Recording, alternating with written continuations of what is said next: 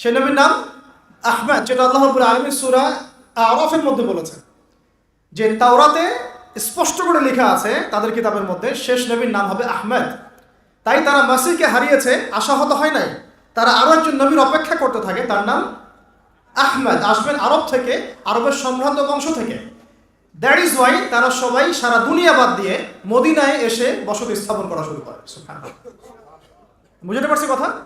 মদিনায় এসে বনু কুরাইজা, বনু কাইনুকা, বনু নাজির, খায়বার, এরা এখানে আসলো কেন? আপনাদের কি মনে হয়? সারা দুনিয়া বাদ দিয়ে তারা ওখানে কি করছে? তারা শেষ নবীর অপেক্ষা করছিল। আল্লাহ রাব্বুল আলামিন নবীকে পাঠালেনও, সুবহানাল্লাহ। তিনি মক্কায় 13 বছর দাওয়াতের কাজ করলেন, সমস্ত জাহালাতের বিরুদ্ধে হক বাতিল স্পষ্ট করলেন, কোরআন নাজিল হলো, নবুয়ত পেলেন, সাহাবায়ে কেরাম হিজরত করলেন। আমাদের নবীজি নিজের পায়ে হেঁটে মদিনায় পৌঁছালেন। মদিনায় পৌঁছে তাদের সাথে সনদ হলো। আব্দুল্লাহ বিন সালাম রাদিয়াল্লাহু আনহু তিনি এসে ইসলাম কবুল করলেন, যিনি ইহুদিদের একজন পণ্ডিত ছিলেন। তিনি স্পষ্ট করলেন, হ্যাঁ, তোমরা যার অপেক্ষা করছো উনি সেই ব্যক্তি, তিনি সেই ব্যক্তি যার অপেক্ষা তোমরা করছো, যার জন্য এত পথ পাড়ি দিয়ে তোমরা মদিনায় আসছো, উনি হচ্ছেন সেই ব্যক্তি, মুহাম্মদ বিন আব্দুল্লাহ সাল্লাল্লাহু আলাইহি ওয়াসাল্লাম। কিন্তু ইহুদিদের ওই চরিত্র, তিনি তো বনু ইসরাইল থেকে আসেন নাই, আসছেন বনু ইসমাইল থেকে। আমাদের মাসিহ তো আসবে বনু ইসরাইল থেকে।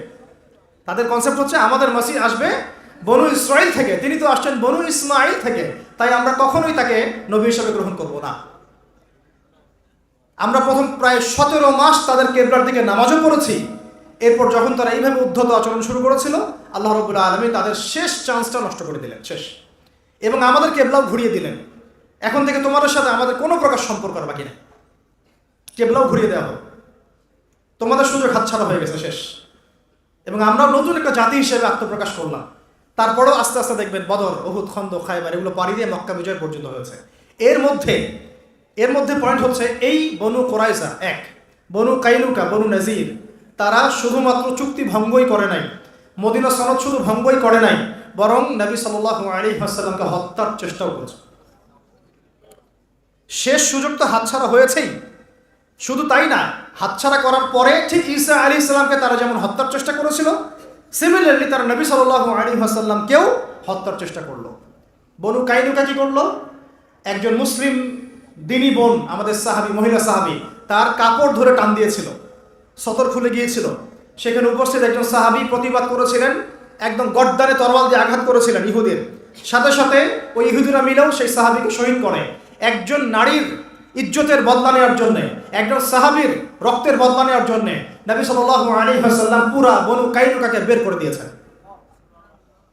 আমাদের চোখের সামনে প্রতিদিন হাজার হাজার হাজার হাজার হাজার হাজার মা বোন ধর্ষিত হচ্ছে, ভাইদেরকে হত্যা করা হচ্ছে, বাচ্চাদেরকে বোম মেরে উড়িয়ে দেওয়া হচ্ছে। আমরা এখনো ফতোয়া খুঁজে বেড়াচ্ছি যে এটা জিহাদ করা জায়েজ না না জায়েজ। আমরা এখনো ফতোয়া খুঁজে বেড়াচ্ছি এখানে প্রতিবাদ করা জায়েজ না নাজায়েজ, এখানে জিহাদের শরীক হলে কেউ কি খারেজি হয়ে যাবে কিনা, আমরা এই ফতোয়া খুঁজে বেড়াচ্ছি। এখন একজন মুসলিম বোনের ইজ্জতের বিনিময়ে বনু কাইনুকাকে বের করা হয়েছে। একজন দিনী ভাই সাহাবী, আমাদের বরেণ্য সাহাবী, তার রক্তের বদলা নেওয়ার জন্য পুরা বনু কাইনুকাকে বের করে দেওয়া হয়েছে। কোথা থেকে? মদিনা থেকে। তারপরে আসলো বনু নাজিরের পালা। এরা আরো ধূর্ত ছিল, তারা নবীকে দাওয়াত করেছে খাবারের জন্য, আপনি আসেন, নেগোসিয়েশন হবে, আমরা বসবো, কথা বলবো, আপনার ধর্ম আমরা গ্রহণ করতে পারি, ঠিক আছে চলো। নবী সাল্লাল্লাহু আলাইহি ওয়াসাল্লাম আবু বকর, ওমর রাদিয়াল্লাহু আনহুকে নিয়ে দেয়ালে হেলান দিয়ে বসে আছেন। উপর থেকে ওই যে ধান যেটাকে পিষে কি বলে এটাকে জানি, চাকা বা চাকতি, এইটা উপর থেকে ফেলে নবী সাল্লাল্লাহু আলাইহি ওয়াসাল্লামকে হত্যার চেষ্টা করা হয়েছে। এবং নবী সাল্লাল্লাহু আলাইহি ওয়াসাল্লামকে জিবরাইল আলাইহিস সালাম জানিয়ে দিয়েছেন, তিনি উঠে চলে গেছেন। এরপর এই বনু নাজিরকে অবরোধ করা হয়েছে। সূরা হাশরের মধ্যে বিস্তারিত বর্ণনা আছে, দেখে নিন। বনু নাজিরকে সেখান থেকে বের করে দেওয়া হয়েছে। একটা গেল বনু কাইনুকা, একটা গেল বনু নাজির, আরেকটা থাকলো বনু কুরাইজা। এরা কি করলো? বনু কুরাইজা খন্দকের যুদ্ধে কথা ছিল তোমরা আমাদের পক্ষে থাকবা, মুশরিকদের পক্ষ অবলম্বন করবা না। আমরা খন্দক সামন দিয়ে ঘুরেছি, পিছনে তোমরা, ডান দিকে আমাদের পাহাড় আছে, বাম দিকে ফাঁকা, আমরা এখানে যুদ্ধ করব, তোমরা গাদ্দারি করতে পারবা না। ওরা বলল ঠিক আছে।